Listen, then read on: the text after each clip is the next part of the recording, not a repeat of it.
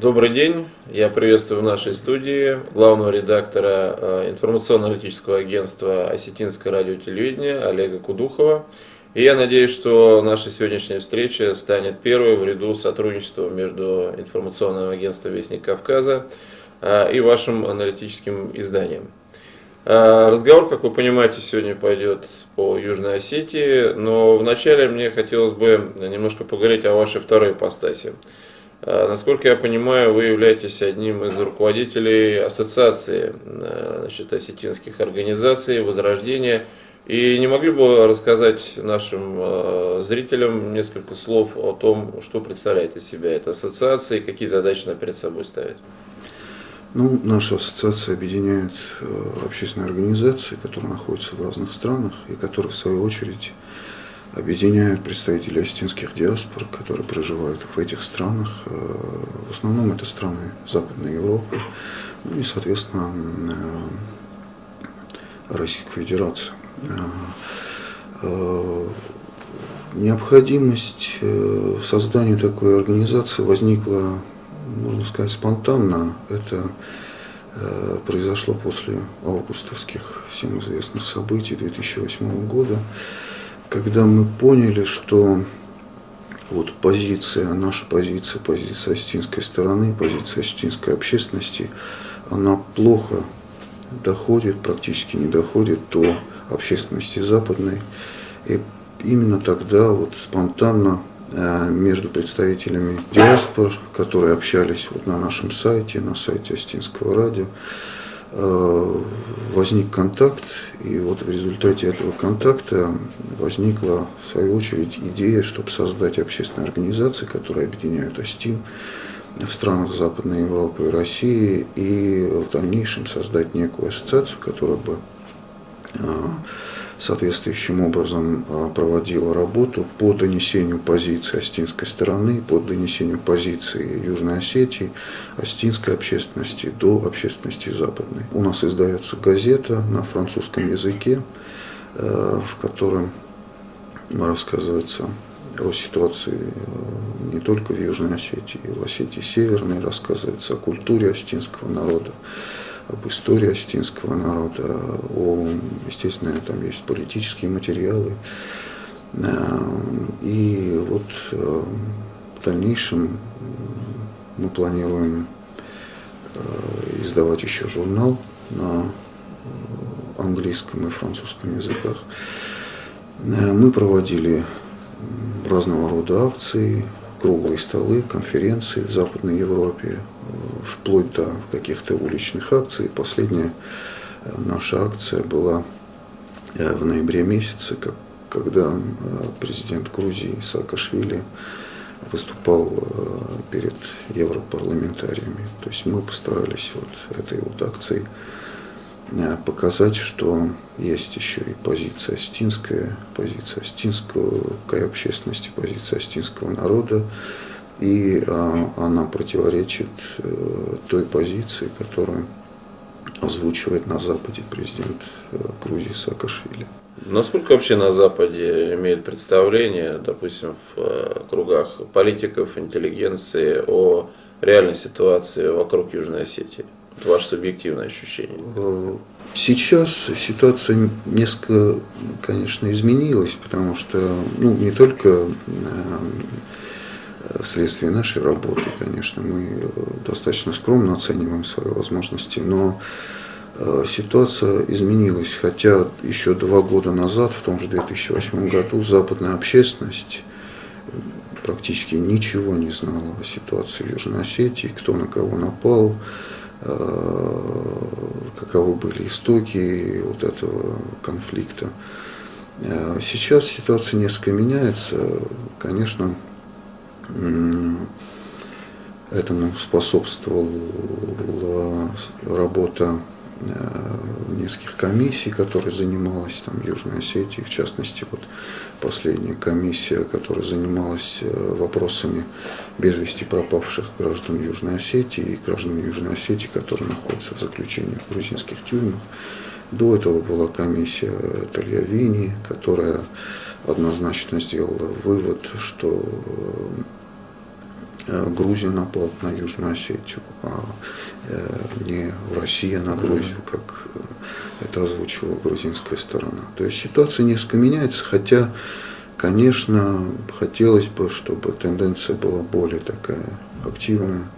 К сожалению, пока не так активно меняется ситуация. Но вот из вашего рассказа следует все равно, что идет связка Грузия, Южная Осетия, Россия. То есть Южную Осетию Запад узнает через призму августовского конфликта. Да, да. А насколько, допустим, хорошо на Западе знает историю, культуру, традиции вообще осетинского народа?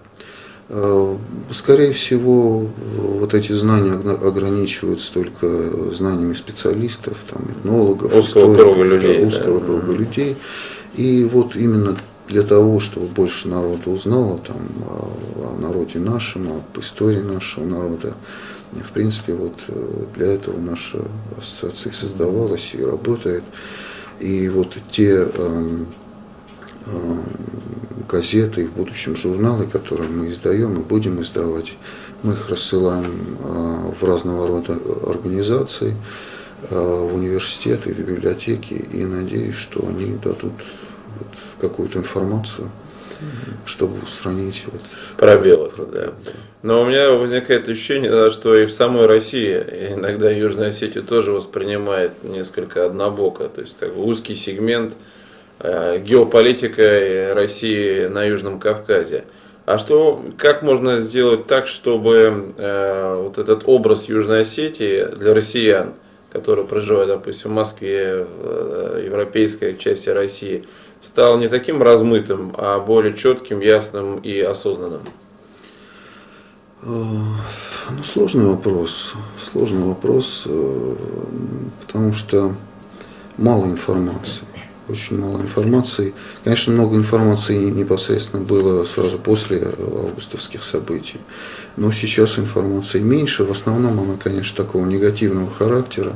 Сейчас вот именно все публикации, которые я встречаю о Южной Осетии, они на 90% носят критический характер.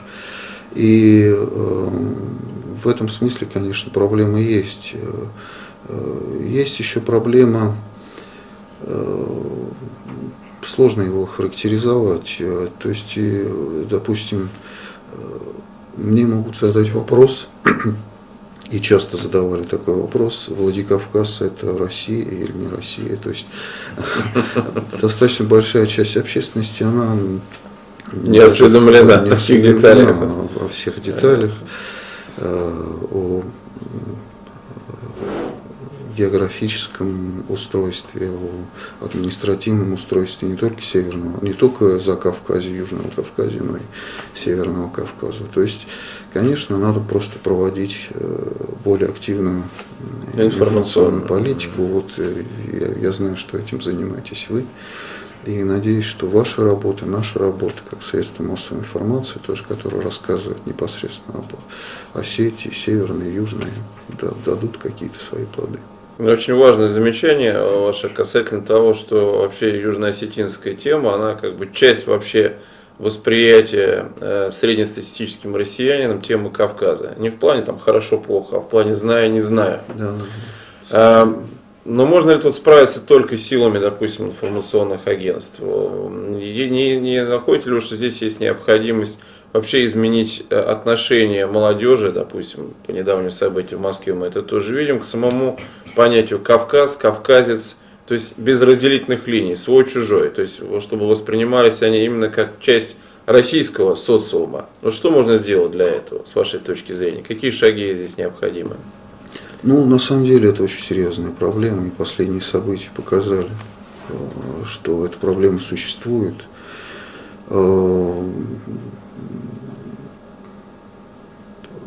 Для меня, допустим,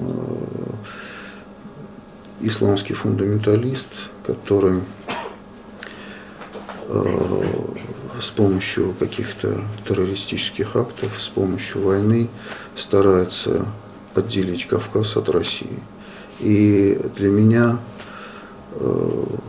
русский националист, назовем его так, русский радикал, который старается сделать ровно то же самое, то есть цели как у одних, так и у других совершенно одинаковые, то есть отделить Кавказ от России.